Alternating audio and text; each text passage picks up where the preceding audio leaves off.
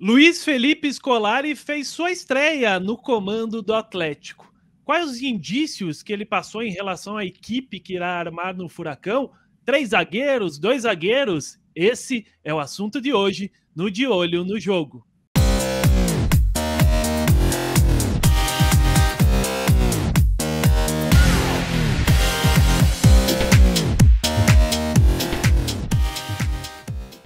Você que está chegando aqui agora no De Olho no Jogo, já deixa seu like, inscreva-se no canal, dá uma olhada no nosso clube de membros aqui nesse botão logo abaixo do vídeo e, claro, ative as notificações para não perder nenhum conteúdo.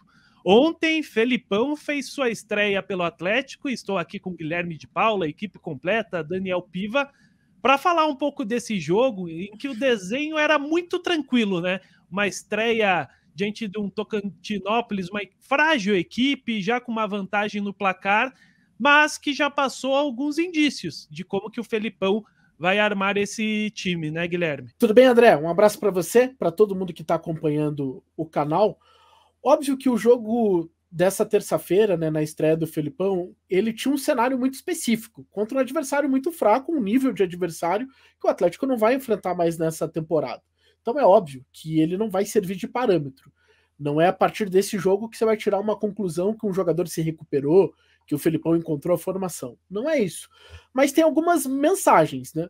Algumas do campo e outras até da entrevista coletiva, coisas que a gente consegue aqui interpretar e a chegar até a conclusões do que o Felipão pensa, pelo menos para esse começo. E é claro, é um recorte pro começo.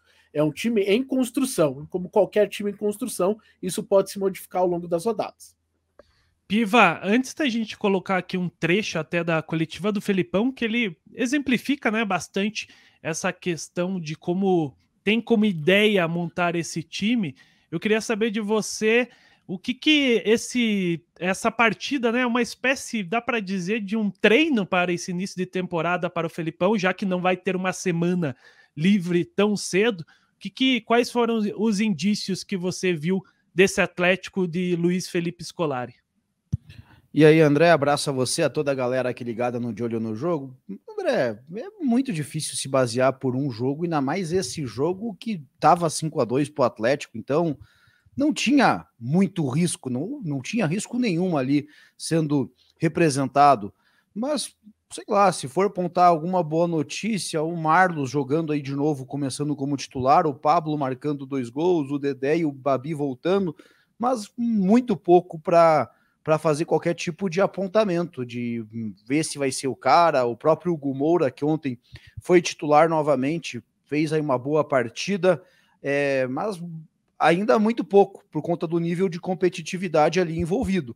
Acredito que o maior destaque vai acabar ficando ali em cima das entrevistas dele, que aí sim, das declarações dele, que aí sim, vamos ter apontamentos já pensando especialmente num curto prazo.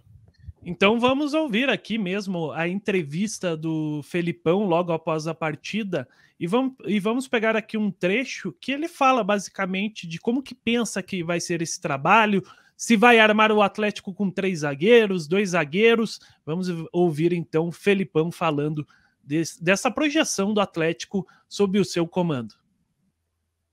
Bem, em princípio eu vou fazer a formação que eu acho que seja mais adequada.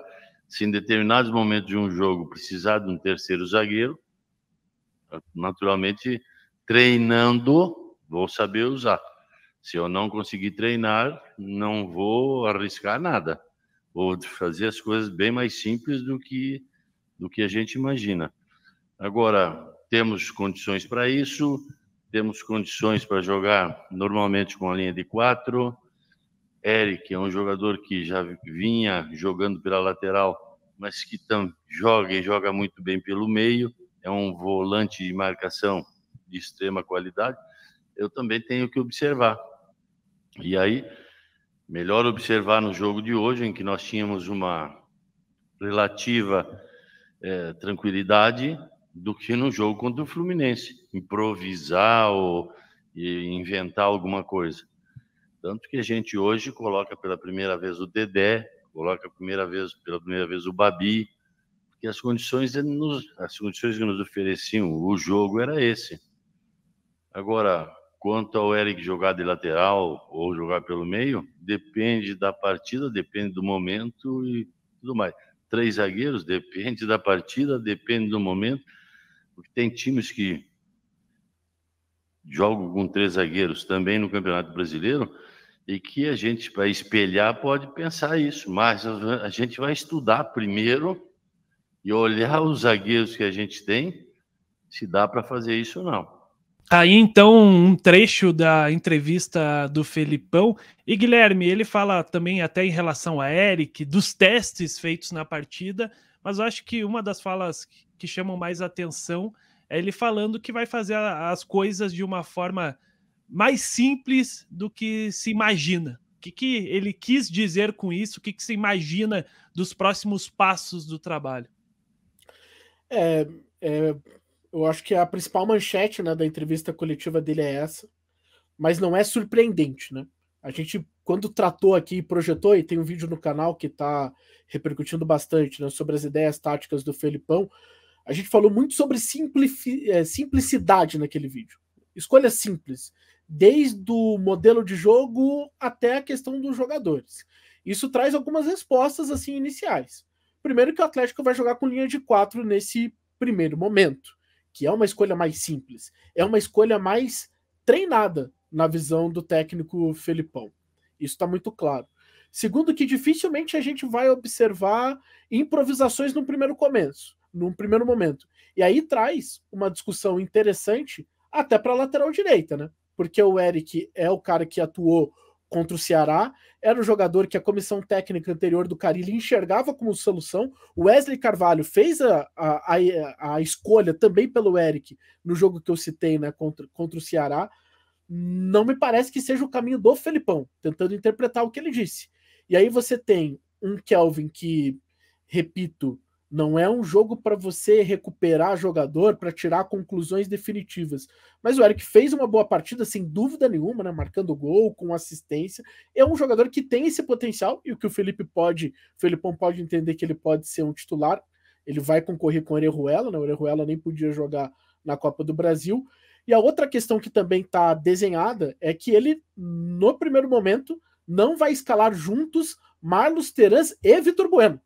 Vou ampliar esse leque para o Vitor Bueno também, até pela posição que entrou o Vitor Bueno e até pela declaração que ele deu ontem. E ele até fala, né, Guilherme, que no olhar dele, Vitor Bueno deve atuar sempre por dentro, né? Não enxerga como esse jogador para estar jogando pelo corredor. E aí, Piva, o que essa coletiva nos dá de indícios? André, baseado aí nas palavras dele, vai ficar no chamado 4-4-2, 4-2-3-1 nas suas variações, mas aí no médio e longo prazo vão ter situações que vai acabar colocando um terceiro zagueiro, mas ele deixa claro, precisar de tempo para treinar. Isso é o básico, mas é um bom indício, porque o Carille tentou mudar o esquema sem o tempo para treinar.